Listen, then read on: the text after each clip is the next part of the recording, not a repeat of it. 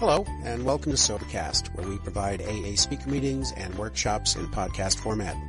We're an ad-free podcast, and if you enjoy listening, please help us be self-supporting by visiting Sobercast.com, look for the donate link, and drop $1 or $2 into our virtual basket. We hope you enjoy the podcast. Have a great day. This is We Atheists and Agnostics, and I'm going to start out by reading the preamble.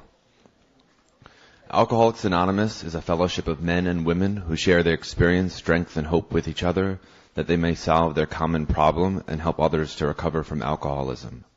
The only requirement for membership is a desire to stop drinking. There are no dues or fees for AA membership. We are self-supporting through our own contributions. AA is not allied with any sect, denomination, politics, organization, institution, does not wish to engage in any controversy, neither endorses nor opposes any causes.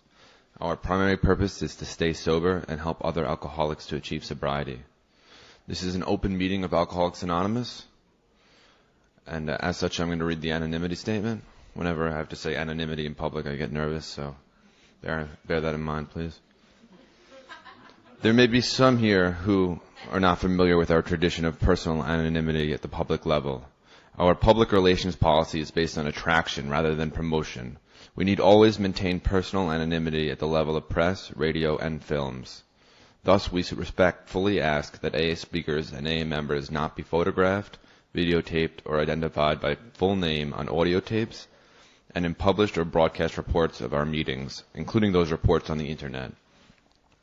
The assurance of anonymity is the essential in our efforts to help other problem drinkers who may wish to share their recovery program with us. And our tradition of anonymity reminds us that AA principles come before personalities. A further note about anonymity. Out of respect for others, please do not take photography or video during any of these meetings at YPAA. Also, be considerate when taking photographs or video inside and outside the hotel. Take care that you do not capture images of AA members, family members, and friends who do not give permission and may not wish to appear in your pictures or videos. Please do not post recognizable photos or videos of identifiable AA members on the web accessible to the public, including unrestricted pages on social networking sites. We've invited 3 panelists here to talk about their experience navigating through recovery as either atheists or agnostics, or however they choose to identify themselves. Our first panelist is Steve from Burlington, Vermont.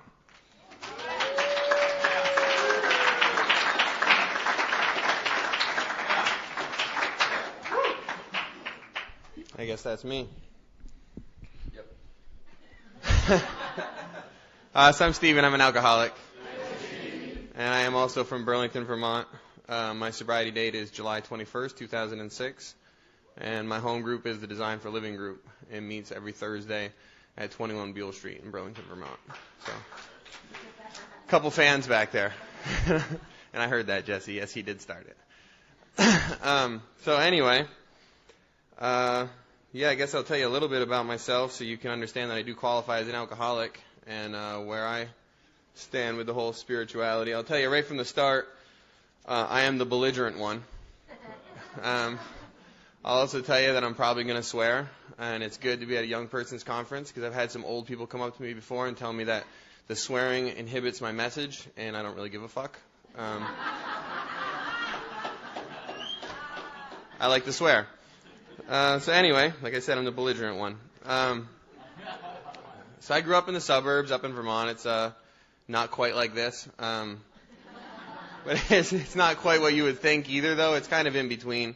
There's kind of a joke about Burlington that says, it's a really nice place. It's almost like Vermont, because it's strange. It's like 5 colleges, it's like a little, kind of community with like some actual culture, surrounded by cow shit and fields, basically.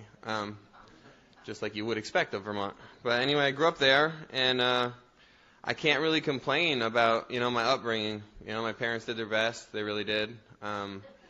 But I think just like, the rest of you in here, like, I was a handful. Like, I was kind of a belligerent, asshole, little piece of shit kid, and it was just, it's in my nature, it's my makeup, it's what got me here, I've always just really kind of hated myself really bad, and I took it out on everybody else.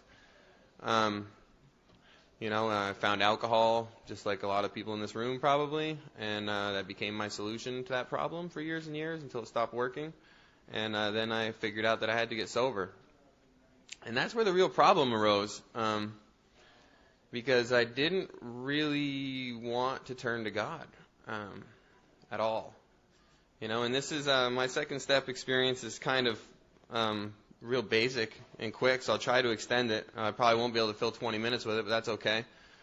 But really, like I said, like I'm the belligerent one. I was the one who had the faith and lost it. I remember being a little kid, like 6 years old, and like going to church with my family. I grew up Irish Catholic, so we would go to Mass all the time, once a week. And I got confirmed when I was 13. I did the whole catechism and all that stuff. And, towards the end, like after I was like 7 or 8, it was kind of just running through the motions, but I wasn't really all that bad. But when I was young, like I was actually into it. Like I was a little kid, and I was like actually had faith. And I remember there's like two real distinct things that happened in my life. One I didn't realize till much later, and the other one I realized when it happened. The first one, I remember because my original church when I was a little kid, my priest actually taught me to ride my bicycle. Like a really, really sweet old man. His name was Father Moses. Taught me to ride my bike. Gave me some ice cream afterwards. Didn't touch me inappropriately. It was a really nice relationship. And then my mother, who was actually Lutheran, decided to convert over to Catholicism for my father. And so in the process, like I didn't realize like what had happened at the time. And I still I've never asked her because it's not my place to ask her. She'll tell me if it's ever appropriate to tell me. But something happened basically between her and our priest, not Father Moses, but Father Moore, our second priest, where we stopped going to that church and wouldn't walk through those doors. I don't know if he touched her inappropriately or made a pass at her or something, but he did something. And I could tell like the dynamic shifted between my family and the church. She continued going on and got confirmed, and, we just went to a different church and everything. I didn't realize at the time that was probably the start of, like, the break in my faith and, like, moving away from it, and shutting the doors on organized religion. But in looking back, it is now. It was definitely on my 4-step list, resentment against the church for that and against that priest in particular. But then I remember further down the line, when I was, like, 16, 17 years old, this was what I actually brought this up to my sponsor, in doing my 5th step, the reason that I was going to go to hell. I remember I was driving my car through this graveyard, tripping on acid, and and my car starts doing one of these things, and like I don't have hydraulics, and it starts like bouncing like a hoopty, and like I look to the side, and there's a row of gravestones going right by my wheels, and I'm basically like I'd gone off the road at some point. I don't remember when. I was tripping. I thought I was still on the road. My headlights were off, and I'm driving over like just a row of like hundreds of graves, And so I figured like from that point on, like I had enough faith at the time to know that like that was pretty bad stuff. I might as well have like, killed a puppy with a baseball bat or something. And, I was like, I'm done, like really, like what's the point from here on out? It's like I'm not going to, I don't believe in like, I guess I believed enough in like the stupid sacraments to know that I wasn't going to go seek confession, so I was going to go to hell for that, so I might as well just go for it, So that was like when you take like a piece of crap like alcoholic like super thief. I should mention that I'm a gigantic thief. I've only met a couple of people who are bigger thieves than me. So when you take a piece of crap like that and then you give him license to just do whatever the hell he wants to do anyway, I mean, all bets are off. I was like a 16, 17-year-old kid, and just like from then on, it was like off and running, I had no morals. I would do anything to anyone at any time, and it brought me to some interesting places, to say the least. If I had been living down here, it probably would have brought me to some even more interesting places, but there's some interesting places up in Burlington, Vermont as well, and I went to just about every one of them, probably created a couple of them. So anyway, back to my second step. that's the kind of mentality that I had coming into this thing. You know, like I came in and like I'm sitting in the back of the rooms. I'm not getting anything out of it. I'm pissed off all the time. I'm looking up here. Everyone's happy. You know, everyone's getting better. You know, I mean, granted, not everyone was getting better. There were the other guys who were hanging out with me in the back. They were just as miserable as me, womanizing and, you know, going off and doing their things, selling drugs and sobriety and shit like that. You know, the crazy stuff we do in the back of the room. And, you know, like a year later, like I'm still crazy and I'm still sick and I'm still in a lot of pain. And, you know, luckily, I think, you know, my second step started probably the same way like a lot of people's second step started. Definitely the same way like that Bill's second step started. You know, because when I go back, if I rewind to like 17, one of the kids that was in that car with me when I was tripping on acid driving through the graveyard got sober about a month later, and he hasn't had a drink since. You know, like we didn't like hang out much after that point because he was sober, but I knew. You know, like I knew that whole time since I was 17 that this kid who I used to hang out with had been sober, you know, and he left, you know, completely like just left, you know, like we never talked with him again, you know. Well, I mean, I talked to him a couple times since then, but not until I got into sobriety we become, you know, closer friends again, you know. And then, you know, I have my cousin who used to be this like 100-pound soaking wet junkie who used to sell me stolen bikes, and he got sober through the 12 steps, and he became like I think either like 3 or 4 time Vermont State Golden Glove champion. You know, and it's like now he's like a, you know, upstanding member of society. He's got a master's degree and a wife and a child, you know, and he's got like 11 years sobriety now, you know. So it's like I had these people in my life, you know, like I'm fortunate. I think, you know, like all of us are amazingly fortunate to be sitting in this room and not out there when you look at the numbers involved. But, you know, these are my certain circumstances of how I'm fortunate, you know, like of where I was positioned, you know, and to have these men in my life, you know, just like Bill sitting across the table from Ebby, you know, like for me it was my cousin, you know, it was Mark, you know, and it left it open just a crack, you know, just enough to investigate, you know, and to when I did get to that point, when I met my sponsor, and I'll try not to cry here. I usually cry when I talk about the night that I met my sponsor because, you know, I was in a lot of pain, you know, I really was, and I went to this meeting, and I'd never been to this meeting before. It's called a candlelight meeting. It meets at like 10 o'clock in Burlington. Wouldn't necessarily suggest going to it, but I did meet my sponsor there. But he was all pissed off, and I was all pissed off, and I didn't know it at the time. You know, like that's why they say, like, you know, your sponsee doesn't know how unqualified you are. Like, I didn't know how this guy was unqualified. He was qualified enough, you know.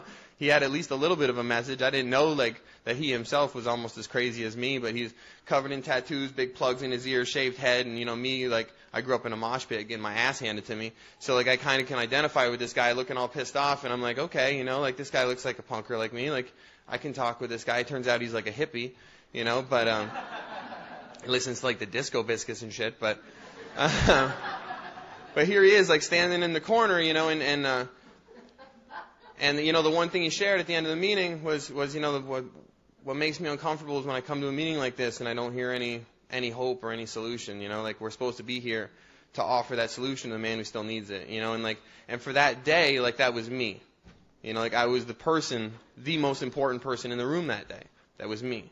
You know, and I picked it up that day. You know, like, there was enough of a crack from the men that were in my life to make me think that maybe something here would work. You know, and then to sit down with him and to have him explain it a little bit further, that I didn't need to believe in that God. You know, I didn't need to believe in the guy with the big white beard throwing lightning bolts down from a cloud, because, you know, fuck that God, man. You know, like, I told him to stick it when I was like 8 years old. You know, like, I'm not going back to him. You know, like he's got nothing for me. You know, and I'll still remember, you know, like that day when I was finally broken down enough, you know, to, like, said we'd been reading for a little bit, you know, and I'd actually, you know, when I first got sober, like, you know, a year prior to this, like, I picked up the big book and read the whole damn thing, you know, like, I'm a reader, you know, like, I can do that, you know, and I read it, and I didn't get any, you know, recovery out of it, but, you know, so when I sit down with this man, I start reading it, we can get to the, you know, the third step, and I'm sitting in his living room, and I'm like, oh, man, you know, like, turn my will and my life over to God, like, what the fuck is going on here, like, this guy's crazy. You know, like, he wants me to get down on my knees in his living room. It's creepy. I barely know the guy, you know, and it's like, I'm like, come on, really? Like, I don't know, and he asked me the questions honestly, like, can you turn your will and your life over to the care of God as you understand Him? And I said, no. Like, I have to be honest. It's a program of rigorous honesty. Like, I'm not going to start on a lie, and I can't, because I don't understand God, and I have no God of my understanding, and I don't know how to do that. And he said, well, do you believe it will work? Do you believe it could work for you? Just like it says in the A, B's, and C's. I said, yes. Do you believe it will? And I said, not really, because I still think, I'm going to hell for when I was 17 years old driving over those graves. I haven't worked a fifth step yet. I haven't gotten rid of that stuff yet. I haven't done amends for that yet. And he's like, well, do you believe that I believe that you could get better if you work this program? Like the line that we've all heard so many goddamn times. And he didn't look like a liar. Like luckily he didn't look like a liar. Thank God for good sponsorship.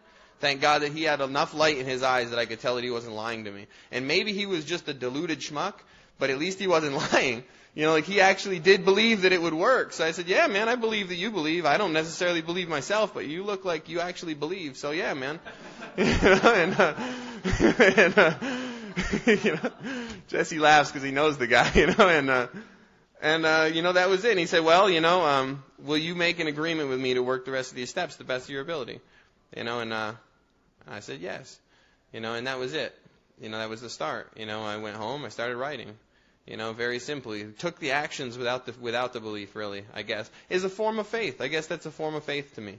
Like I don't need to know what the hell it is, and I still don't. I have no conception of God. Like I really don't. I still identify myself as an agnostic. I don't, go by any religion. Like I sat in St. Patrick's Cathedral about 2 hours ago and it's beautiful.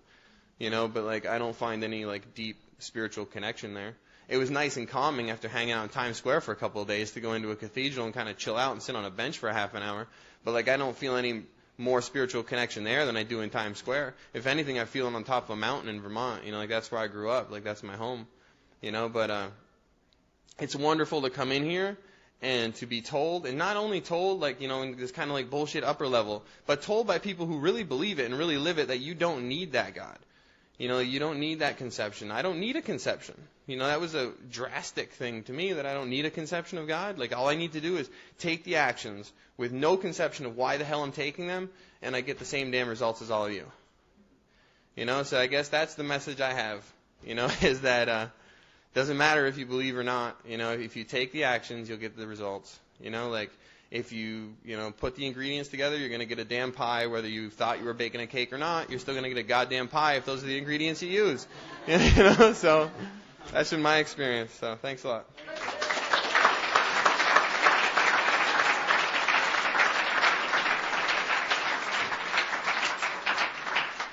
I'm going to quickly interject here and say, if we have time after the three panelists, we're gonna open it up for sharing.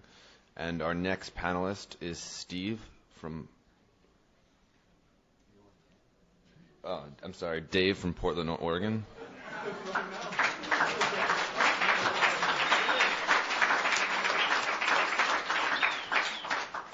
I'm Dave. I'm an alcoholic. My sobriety date is 2/12/94. I'm from Portland, Oregon. You probably didn't know that from last night because they didn't call Oregon in the state countdown.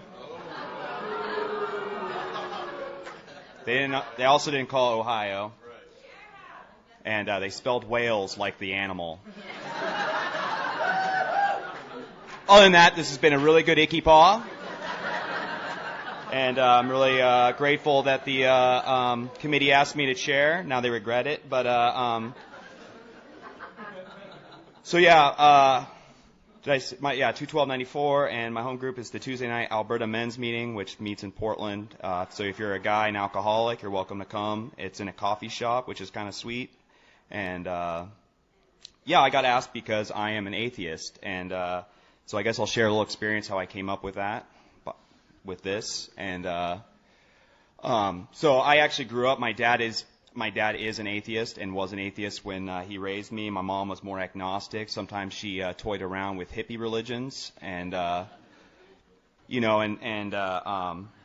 so I didn't really have a lot of influence from any kind of religion whatsoever. Once in a while, we would do Passover with my dad's boss, and that was about it. And Yeah. Drinking. I got into drinking as why I'm here, and I ended up at an AA meeting, and all I heard in my first AA meeting, and I didn't really have any resentments against religion. And the religious people I kind of knew in my life, some of them are really cool people, and a couple of them are super annoying. But no one, I didn't really understand the world, and didn't really understand so I didn't have the resentment against religion. But when I went to my first meeting, all I heard was want God, want higher power, want sunlight of the spirit. And I was just like, oh, this is spooky. And and I'm grateful that other than the talk of God and higher powers and broad highways walking hand in hand with some dude, and was that they had coffee and cigarettes. And there was a club in Portland that for a long time they allowed smoking. And so I knew when I was on the streets to go there for cigarettes and coffee. And so I would go and I would bum cigarettes, drink coffee, sometimes use their bathroom to use substances and drink. I remember I got asked to chair, and I was holding this big gulp cup which was half vodka, and I was like, I don't think that's such a good idea. And so, later, when I hit my bottom, a bunch of really bad stuff happened, and it just, other people's best thinking kept putting me in treatment centers. And I ended up in Louisiana, of all places, and at a treatment center. And I drank for 2 weeks, and there had been a lot of more exciting things that happened to me that should have got me into Alcoholics Anonymous. There were a lot of horrific things that should have gotten me into Alcoholics Anonymous. But the thing that got me into Alcoholics Anonymous is for 2 weeks of drinking, alcohol did not work for me. I felt the shame, the fear, mostly the fear, the guilt, and I felt like me, even though I was slurring my speech, pissing my pants, and tripping over shit. And and so I'm in this treatment center, and I look out the window, and I would see all these people that were super stoked about AA, and they were skipping around, and flowers were growing wherever they stepped, and I didn't really necessarily want what they had, but I definitely did not want what I had. And so I went to a meeting, and it was like you had to go to the night meetings, but the noon was optional, so all the AA nerds were going to that one. And so I went and got my Keep Coming Back coin and got a sponsor and worked the steps. And when it came to the second step, at that particular time, I was desperate because I was so sick of living the way that I was living that when he said, is there something greater than yourself? And I said, there better be, because there's no way that this has to work for me, because I don't think I can do any more drinking. And I want to drink, and I don't want to drink at the same time. I'm super confused. And so I just said yes. And when it came to the third step, I just said, okay, well, let's do the rest of the steps, And so for the first few years, I really did have, I didn't have a particular face to the name God or anything like that, but I was pretty close to agnostic, but I believed in something was helping me get sober. And I even had some sort of weird experience on my 7th step, and it felt, that was the first time that not only when I did my 7th step, I felt a part of Alcoholics Anonymous, because I had finished the 4th step, did that 5th step, and then went out and did that prayer for an hour. And that was when I walked back, I remember I was like, oh, I'm a part of Alcoholics Anonymous now. And and that was my spiritual experience, if you will. And so years later, I struggled with I am not one that had the obsession to drink removed immediately. It took about 3 years of really wanting to drink super bad. And, luckily for me, there was always a little bit more of me that wanted to stay sober. And, I heard this said a few times at some of the other panels, is one of the few things I've done right in my entire sobriety is I always show up to Alcoholics Anonymous no matter what, including when shit's really bad, because, at 16 and a half years sober, I should be a little bit on top of life by now. And when things are super good, you know what I mean? And because some, I've had friends that have they've got everything they wanted, and they just don't come back to Alcoholics Anonymous, and they got rocketed right through the 4th dimension, right into a bar. And and that's just, so for me, I have to show up no matter what. And so one day I woke up, and I just really felt like there was no God, and that was really confusing. And that has kind of evolved into me believing in the proof that there is no God, and that's what atheism means. And for me, keep it down. Just kidding. Neighbors.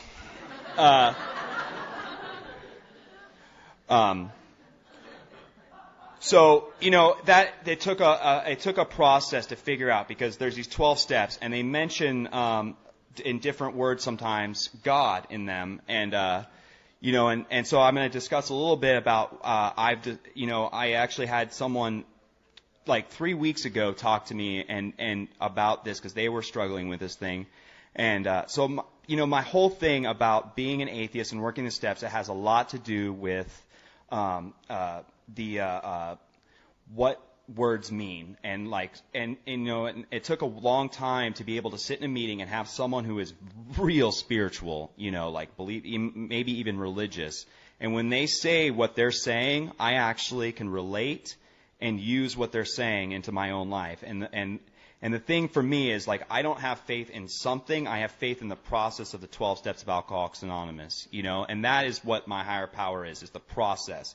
Because when I got sober, it was the process, the 12 steps, the going to meetings, having a sponsor, working with others, joining service work that has not only got me sober, but has kept me sober, because nothing else had worked. I had tried religion, I've tried therapy. Yeah, one time on a 10 strip of acid, I went to Jesus Christ Northwest, and I was moved. We were just there because there was a half pipe, There was a half pipe, so we went, and we were like, well, we can hang out with Christians, but they have a sweet half pipe out there, and so anyway, they were like, does anybody else want to come up and give yourself, and I'm just tripping balls, and so I go up, and there's thousands of people there, and they were so stoked. And I remember looking out there. I mean, it was a spiritual experience, that's for sure. And so anyway, that was my one time that I did get religious. But so for me, it's like, and the other thing is the practical use of the steps. The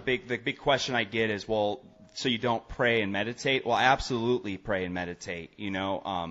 The thing that, there's a saying that a lot of people say that I'm not religious, I'm just spiritual. Well, actually, my belief system, I believe a little more in religion than I do in spirituality, because the thing that I noticed about all the different religions is that it's all about community and rituals. And that's what Alcoholics Anonymous is to me. It's the rituals and the community, I surround myself with people that love me and that are loyal to me, and I return that in kind, and I go to meetings, I do the little chant before the meeting, and we listen to how it works, and you get used to all the different quirks of your particular meetings, but so there's all these quirks at the particular meetings I go to. Those are the rituals, and then I am surrounded by this community of people that their whole ability to stay is them loving me and me loving them back. And so I mean that's where my belief system is, and prayer for me is these little mantras. I use the 11-step prayer pretty often, because those are things that I want to practice. Those principles on a daily basis, and all the other little prayers, and just saying things in my head or out loud. I actually pray out loud too. I know that's not going anywhere. I don't believe in something receiving it, but the thing is, it's in my head now. And then in the meditation, I pretty much just use the 11-step part in the big book, where on awakening I do these certain things, and on going to bed I do these certain things, and then when I'm during the day I might have some problems, I need to pause when agitated, and that's meditation, and that is focusing my what I'm doing on the day. Sometimes I'm going totally right field and I'm getting pissed off. I need to pause and I need to look at where I'm doing wrong, and that's just meditation, So even as an atheist, I'm able to use prayer and meditation as a tremendous tool in my sobriety. And the other thing that and I wanted to talk about is how, as an atheist, I go to meetings, and when I first became atheist, I shared about it a lot, and sometimes not in a very kind and loving way, or love and tolerant, way. And there was always someone that had to talk to me after the meeting, so it was like it went back and forth and stuff. And after a little while, I came up, through talking with my sponsor and some other people and some people that I know that have more time than me that are also atheists, So when I personally share in a meeting, like a lot of times do not, like I use the word God, I use trust God, clean house, and help others. I say that all the time in my shares, and I make sure that I just say God and leave it at that. Because, like, as a newcomer walking into this room, that they haven't had the experience yet. And in the 12th step is having had a spiritual awakening as a result of these steps. And there's some other stuff after that. But that's the thing. It's like I didn't get to the part where I understood that I was an atheist and that I could use these certain principles in my life until I had practiced the 12 steps several times, and I came up with a personal power greater than myself that works for me. And so I try to stay in a pretty general way when I share in meetings because, the alcoholic who comes in may hear me talking about how atheism is the best. There's no God. Grow up. I don't believe in God because I'm actually smart and all that stuff. And that guy is going to miss out on his own. That person is going to miss out on the his or her own experience, thinking that well, obviously I'm going to I don't know what they're going to do. It's like one of those things. But the thing is, it's like I want that person to have their own experience. It's like the whole you have 5 years? I thought so. That's why you're depressed. Like the whole, let the person have their own experience. You know what I mean? Like, it's like, oh, you have 16 years? Yeah, that's why you're going through that. I did that too. It's like, well, let me have my own experience, or you're about to hit the shitstorm at 17 years, And it's just like, oh, great. Well, things were kind of bad this year. I can't wait till next year. Oh, fuck. So for me, it's like sharing about anything, sharing about, sharing about drugs in a meeting, when an person walks in and you're just sitting up here or I'm sitting up here like, I just shot so much heroin and was doing all kinds of terrible things to get it. And that is just an alcoholic who's just drank. They're like, well, I obviously have to do heroin to come to Alcoholics Anonymous. So I'm going to go out until I do the heroin thing, and then I'll check them out. I'm not trying to, lecture anybody, but I'm just saying for me personally, to be of maximum service to the alcoholic who walks in this room, I got to share in a general way. And one of those things that I have to do is keep the atheism in check. But that doesn't mean that if I'm in a room and I feel that talking about my personal experience with a higher power and coming to the conclusion that there is no God, then I will. And that's just like one of those things that I have to make that decision. And there was some other point some brilliant point I had in my head that I was going to talk about. I don't know. It's been and this whole thing that I just talked about with the finding out how to use prayer and meditation, finding out how to use how to share meetings and stuff like that has actually been pretty recent. And so I'm pretty fortunate that it wasn't until I didn't share last year at ICYPAA on this panel, because it would have been a completely different story. You know what I mean? And because I would be ready for an argument. I would be setting people up to come up after this meeting to argue with me, and that's not what I'm here. This is my experience. This is how I came to.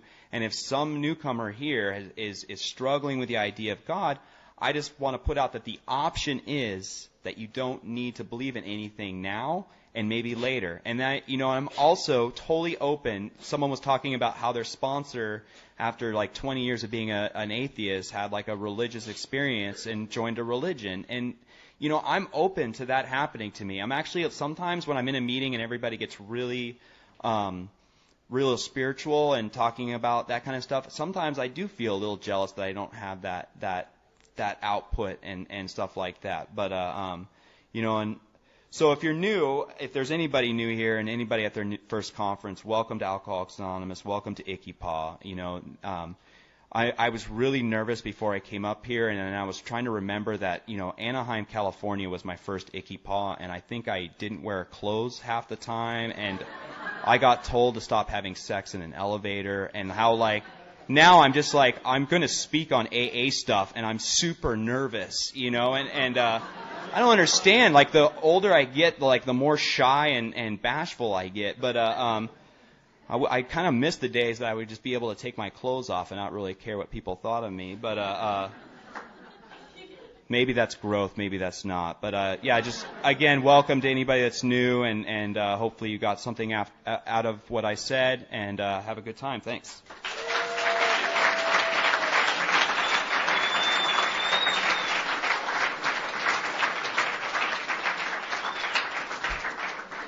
Our next panelist to share his own experience, from New York City, is Aaron C.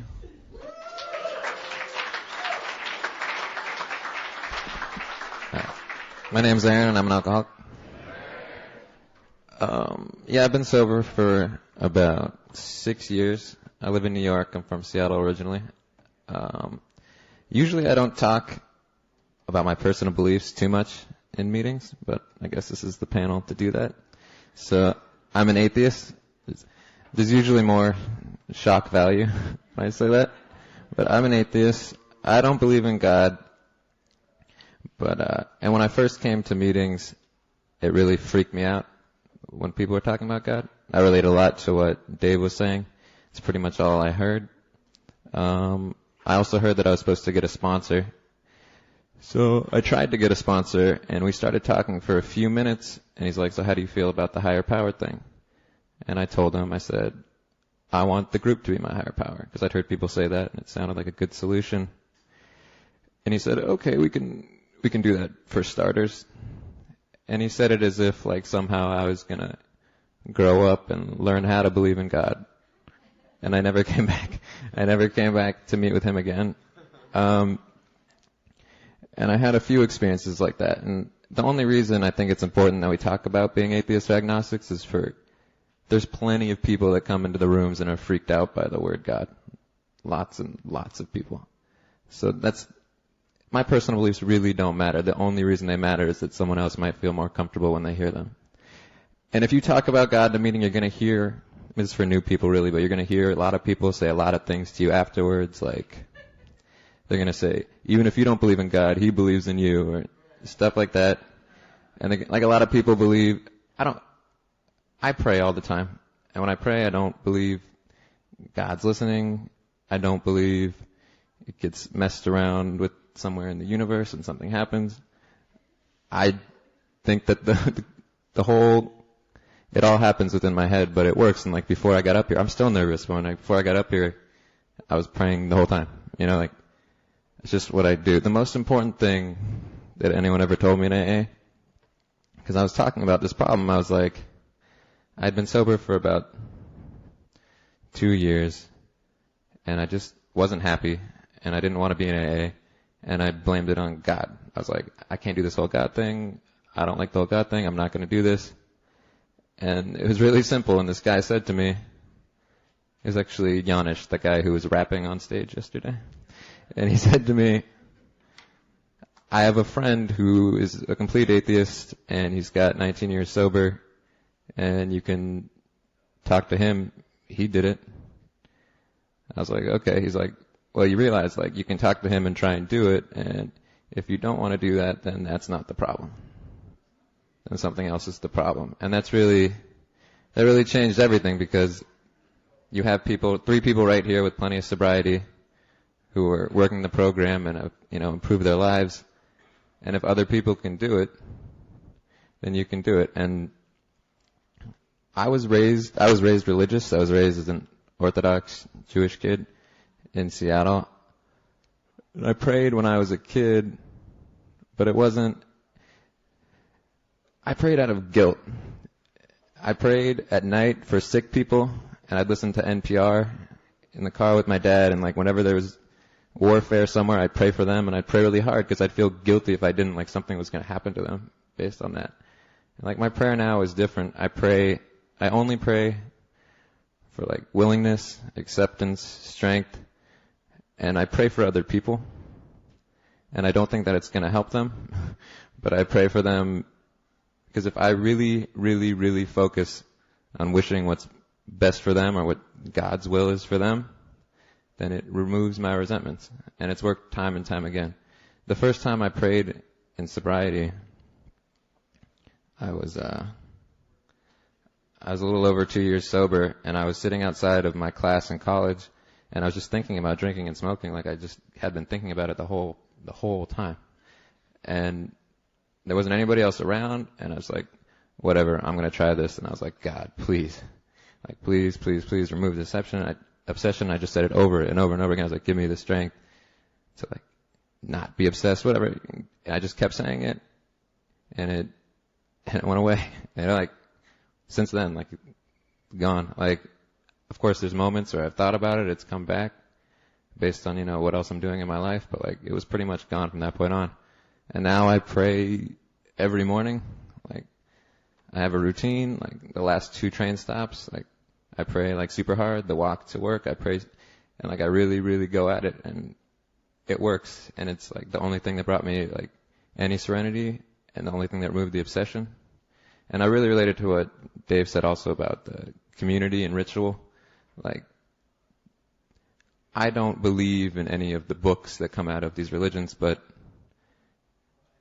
having something that you do every day and having people that you relate to and communicate with and that really care about you is a super important thing. And, like, that's what fellowship is, and that's what service is. And I try and do all those things. And I think that's it. Thank you.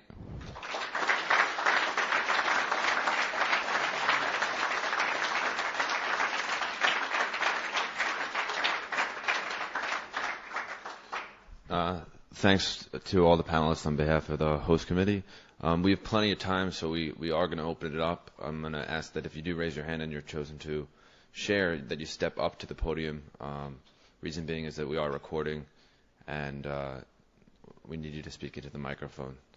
We're looking for security volunteers after the main speaker meeting tonight. That's after 10 o'clock. If you are available, please go to the service booth and volunteer there. And with that, I'm going to open it up, and I'm going to let Dave. Dave's going to pick one of you fine people to share and come up here.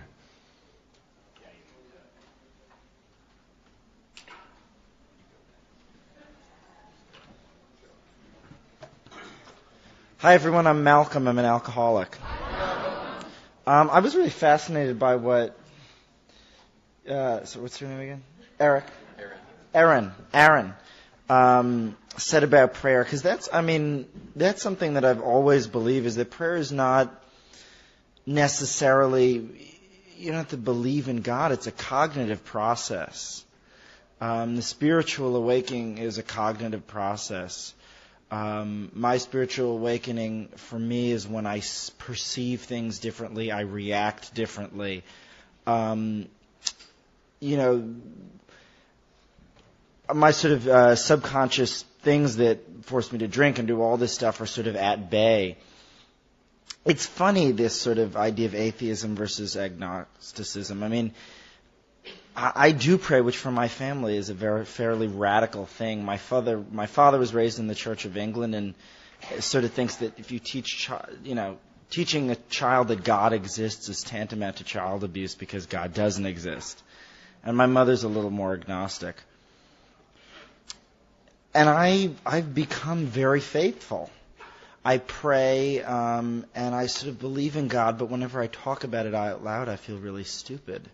Because, if you look at it sort of in an objective sense, it's probably, and this is my opinion, not the position of Alcoholics Anonymous, obviously, but if you look at it objectively, it's probably not real.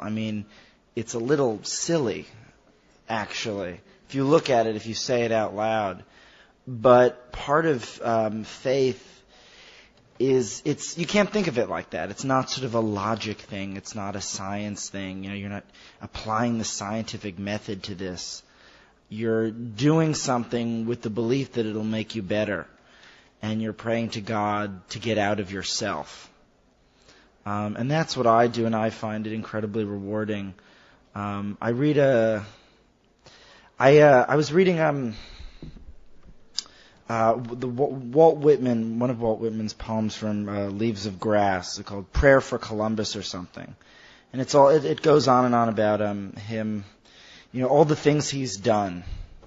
And at one point towards the end, and I've made this in the little box on my Facebook home, it's in that little box now, that quote box. It's a line towards the end of the poem. It says something like, I'm going to get this wrong, but, "Oh Lord, these things I see, what are they?" And I find myself saying that constantly in both times when I feel crazy or depressed or compulsively acting out in a way, or and in times of great joy. Whatever it is, whether it's the infinite, incomprehensible nature of our universe, the world around us, the simple things, whether it is God, there's sort of these incredible things that I can constantly in sobriety open my eyes up to. I sort of can close my eyes and then open up, and these things I see, what are they? Even if they're clear, it's miraculous. Anyway, thank you. Thank you, panelists. You guys were great.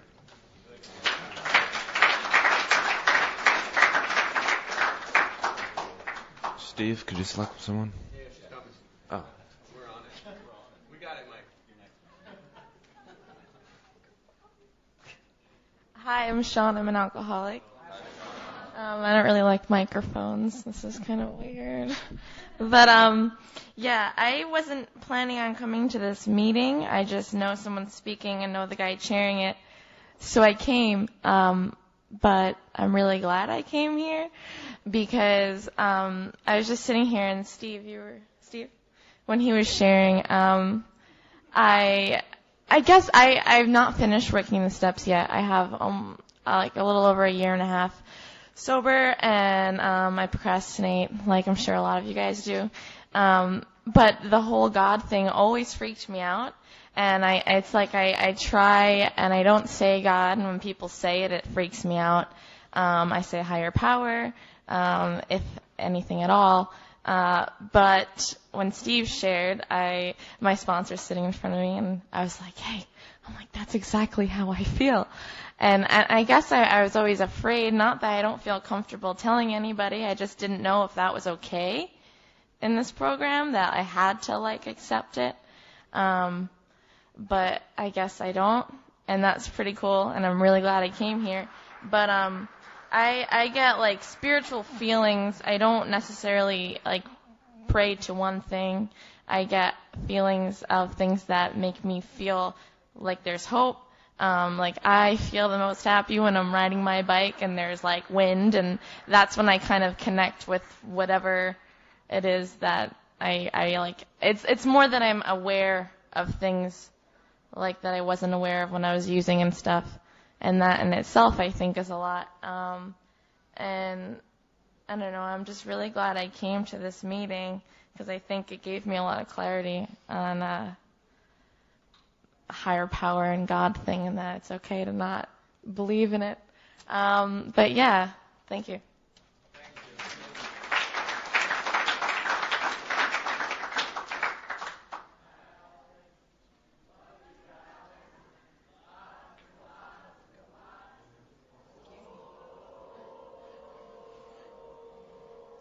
Hi, I'm Liz. I'm an alcoholic.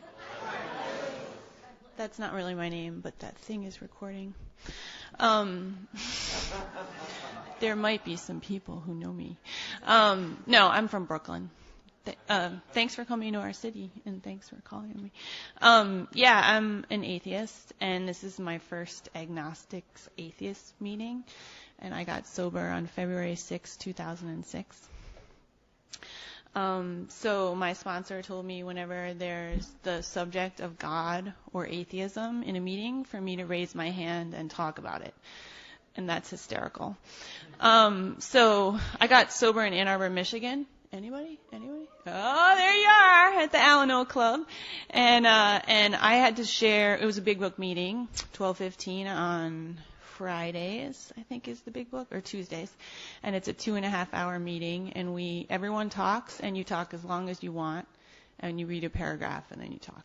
And every time there was God in the Big Book or whatever, that was the subject, I had to raise my hand and say, I'm an alcoholic, and I'm not Christian. And then I'd share.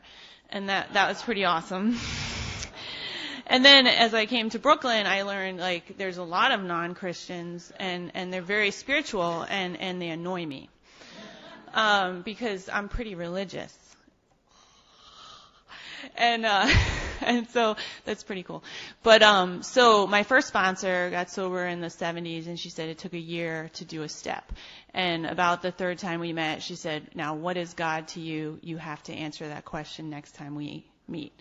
So someone in my religious community forwarded me to someone else who had gotten sober 5 years before, and I asked him, like, what the hell do I do with this program? And he said, yeah, you'll figure it out. And what he was saying is that, as the guy said, it is a process, and that it's an amazing process. And what else do I want to say? And I still have people, I say I'm atheist and I'm religious, and they come up to me afterwards and they tell me what they think. And now I do service, so I'm learning more how to handle people with their opinions. So that's awesome.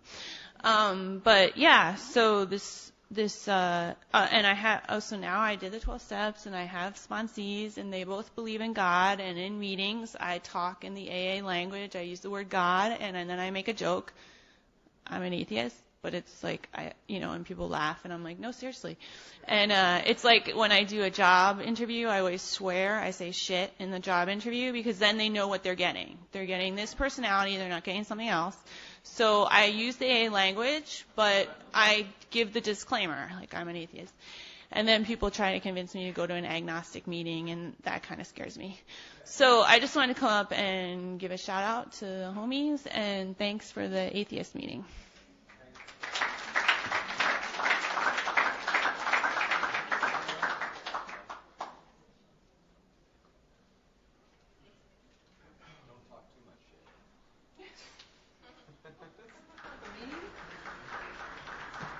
I'm Sarah, I'm an alcoholic, also from Portland, Oregon. I hear we're getting a shout out tonight.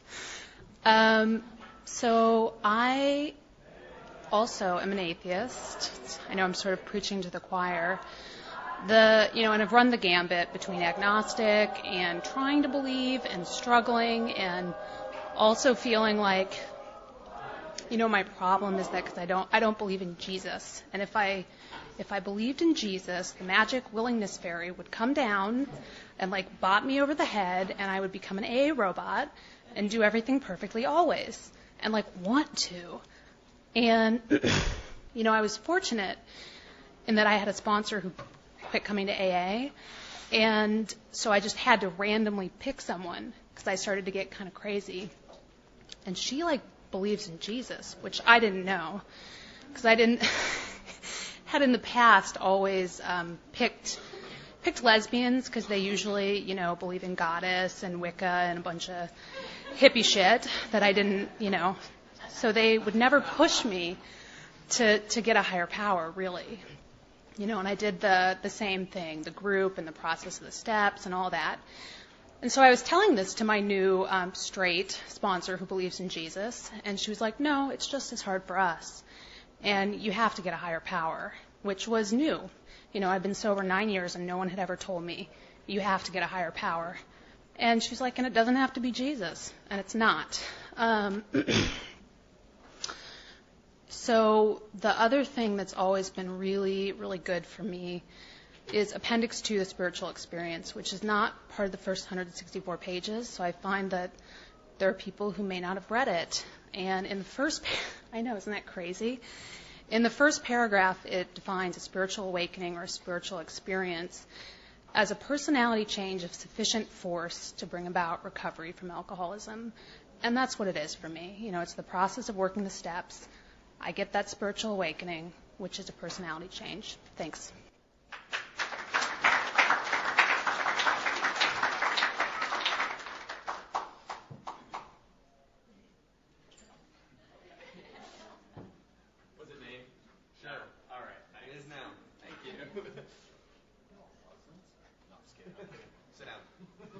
Hi, sorry.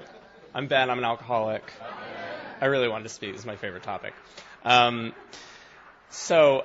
It's really nice to be here in a room of godless heathens.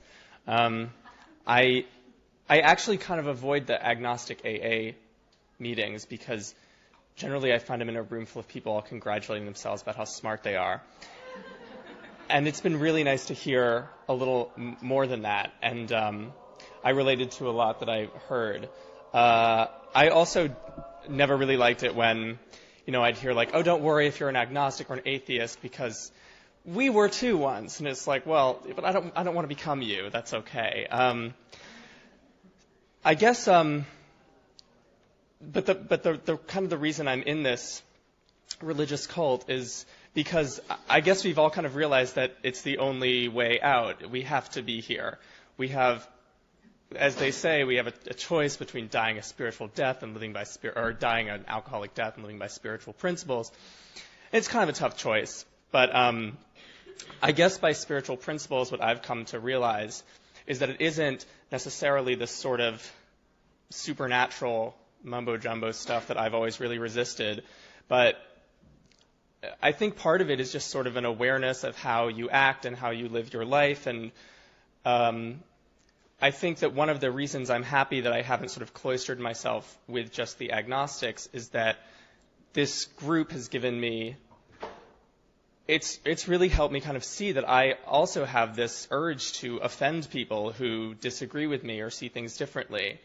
I really liked it when you said, I don't believe in God because I'm smarter than everyone else. I really related to that, but you shouldn't have said it.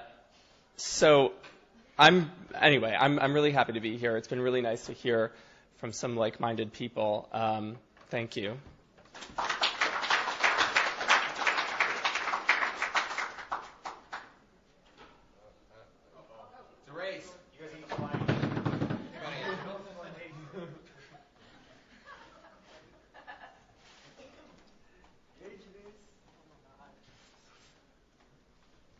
Hi, I'm Janice and I'm an alcoholic. Hi. So obviously I'm from the South where big old Bible Belt and all that stuff. But right? Really religious upbringing, and I thought I was going straight to hell once I hit college. Maybe before. But so anyway, I guess I have just this searching process, which I've heard people say it's like a searching thing and not really like a destination. You're just kind of searching, fumbling around for it. But I've heard it's like good orderly direction, group of drunks, grow or die. And I kind of think that's my definition of God is whatever helps me to breathe instead of holding my breath, because I feel like when I was drinking, I felt like I was holding my breath all the time. And when I would drink, I would feel like I could finally take a deep breath and breathe. And so I think it's funny because I think somewhere spirit, there's some kind of definition that said that it's like breath, basically. And so that kind of makes sense to me, that whatever, if it is, and also I had this crazy little notion, and sometimes I don't know if this is, I play around with this idea God's going to help me find a parking space, or God's going to, just work his mojo so that I'll win the lottery. But I don't know about that, that the light changes so I get to a meeting faster. But I don't know. I think that's a bunch of crap. But but it works for some people. They're if I pray hard enough, or if God is like karma or something. But it's really none of my business. I learned when I did my fifth step that a lot of stuff is really just none of my business. My resentment towards half the world and people's families for bringing them up wrong and stuff, that's none of my business, But so I'm a wackadoo if I don't come to this program. I'm a straight wackadoo with a southern accent, which doesn't make it any better. It's just still wackadoo, crazy, straight crazy. And I think whatever it is that just helps me breathe and be nicer to people, and not just fake happy sunny southern hospitality nice to people, but truly able to sit and listen and not think about myself is all right, So I think if there is something out there or whatever, it's just something that is just you're okay. And that's what I feel when I come to these rooms. I can breathe, I can hang out and be nice and help other people and just say that it's going to be all right. So Thank y'all. Have a nice day.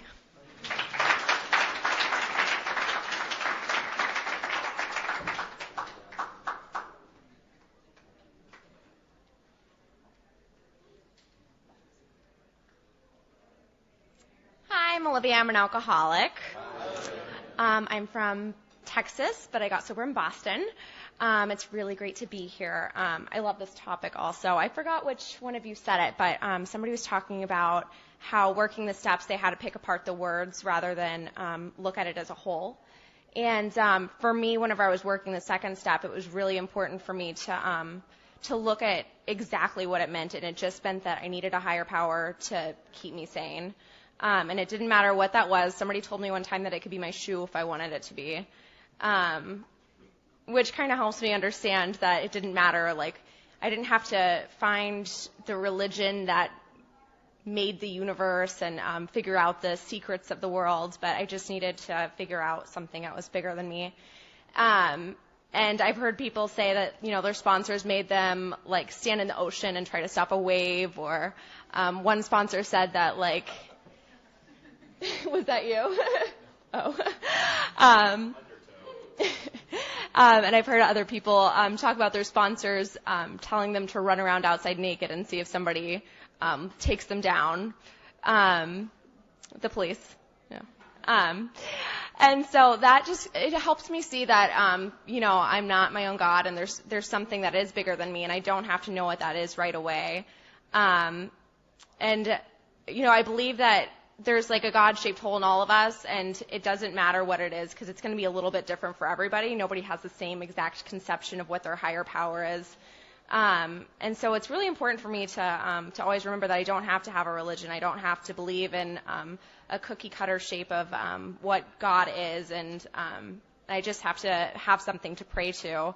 And for me, whenever I pray, it's I just kind of pray so that I can change my perspective about things. You know, if I'm praying for someone else, or if I'm praying to stay sober, then it's a thought that I think about. And my sponsor told me in my first 30 days that I was really angry at the girl I live with, and she was like, "You need to pray for this person for the next 24 days." So, you know, day one I start praying. I'm like, I pray this girl falls off a cliff tomorrow. I pray this girl eats poison and dies. But, you know, by the end of it, I was just kind of like over it. And it was just, you know, like, it's totally fine. And it completely changed my perspective. So that's also really, it's important for me to pray and say thank you at the end of the day. There was one other thing I wanted to say. Maybe that's it. All right. Thanks for keeping me sober today.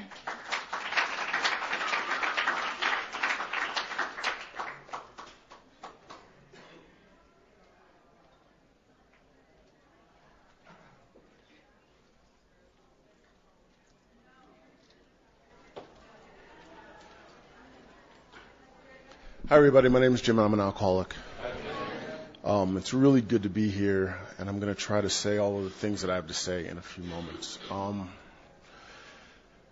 haven't been to a young people's, to an YPAA in a long time, and it's really, really good to be here. I was brought up in a very religious family. My mom had us going to church every week. I was a pianist when I was a kid, and I would play for the Sunday school, and so it was church all the time. I remember going to this retreat with my mom, and we got in a room with this woman, and they were praying over me, and the woman put her hand on my head, and I was to feel the Spirit, and I was this kid. I was 11 or 12 or however old I was, and it was ridiculous.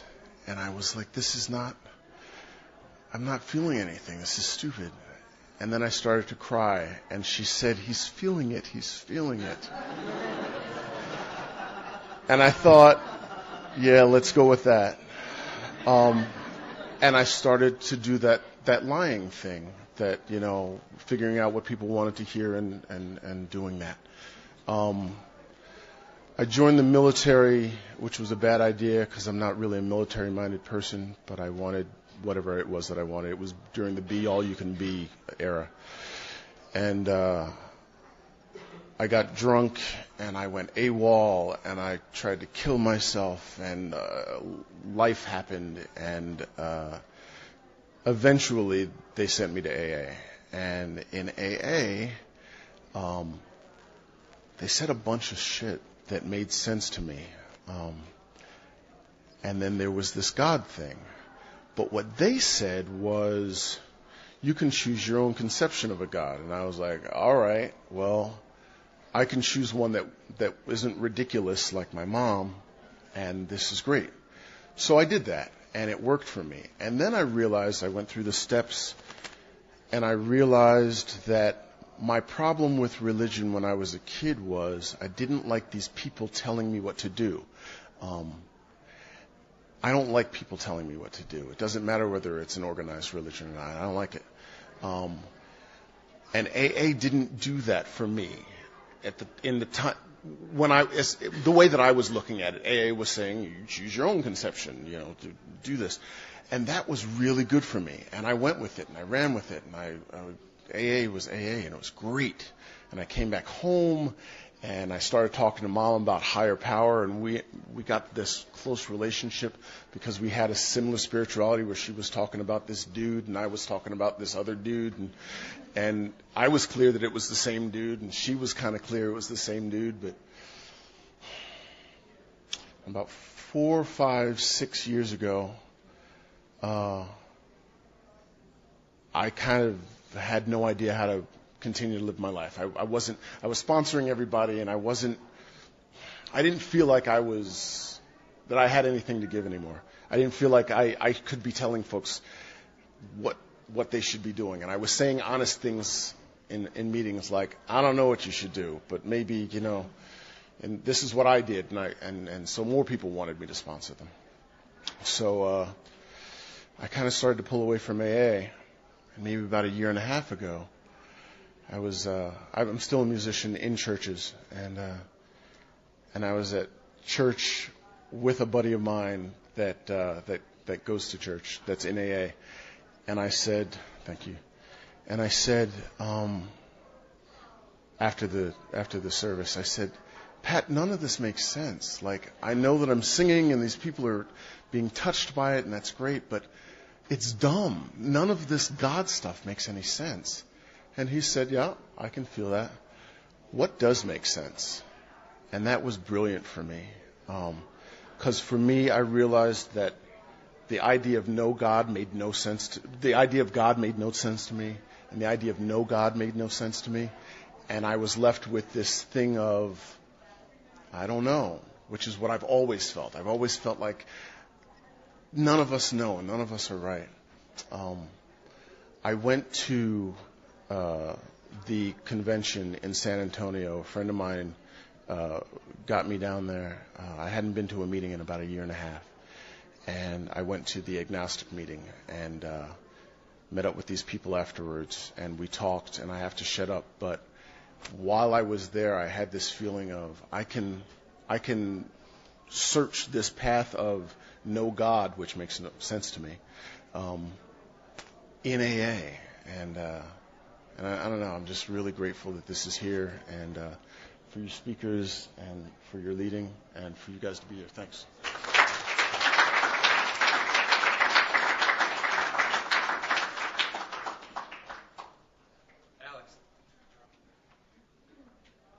Hi, my name is Alex. I'm an alcoholic. I know we all want to get out of here, so I won't try to go off on a tangent. Thanks, guys, for speaking. It's great to hear you. Glad to be at YPAA. Welcome to New York. If this is your first time, welcome back if you've been here before. Yeah, I had a really crazy experience. I came in raging atheist. Culturally, I'm Catholic. Spiritually, I don't know, maybe something different. But I guess for me, what I wanted to contribute and share my experience is, I like philosophy and I like to debate and I like to argue, and I think the thing for me is I got too caught up in linguistics and semantics and ideology and right or wrong, you know. And I think what really helped me out was looking at it pragmatically. Is my way of life keeping me sober? Is my way of life giving me soundness of mind, as described in the second step, you know, when it talks about insanity? No. So, you know, it's like the same thing of like if I go into a carpentry shop and I'm pretty adamant I know what the fuck I'm doing, but I don't, and I don't take anybody's words for it, like I'm going to do a pretty shitty job, you know. So it's like, you know, I related a lot to what Aaron spoke, and I didn't plan on coming, but, you know, I know Aaron, he's a great guy. And I really related what he said. It doesn't matter what I think, it's what I do. You know, and that's my own personal conception, is that, you know, at the end of the day, I can talk, you know, Descartes or, you know, because, like, I was a nihilist, you know, I didn't believe in anything. And, like, it doesn't matter. You know, it's what I'm doing on a daily basis to stay sober, you know. And, you know, I just feel like, you know, at the end of the day, it doesn't matter, because it's like, you know, I've met some of the most religious people who've been the biggest hypocrites, you know, and I've met the most devout atheists who've been like some of the most spiritual people I've ever met. And, you know, it's kind of just like, what am I doing today? And have I stayed, you know, open-minded to the fact that my way of life doesn't work?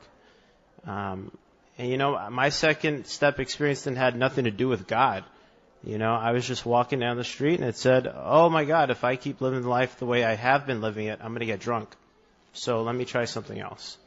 You know, so it's not right or wrong or, you know, kissing and hugging and fucking, you know, it's just like for better or for worse. You know, is this thing working or it's not? You know, it's kind of like, you know, it's kind of like, what do they call it? They call it AA, you know, cognitive behavioral therapy. So it's like, you know, it's all about the action, you know. Don't get caught up in the words or, you know, what you're going to turn into. It's like, if you want to stay sober, you know, you don't have to deal with the God stuff. And today I'm not a raging atheist, and I don't, you know, I don't compartmentalize people for their beliefs. But, you know, at the end of the day, it's just like, you know, the 12 steps work. And that's it. And how you define God is, you know, it's like people, it's fact from, you know, it's like fact and truth. It's like you can have your own truth, but the fact is that 12 steps work, you know. So, thanks, let me share.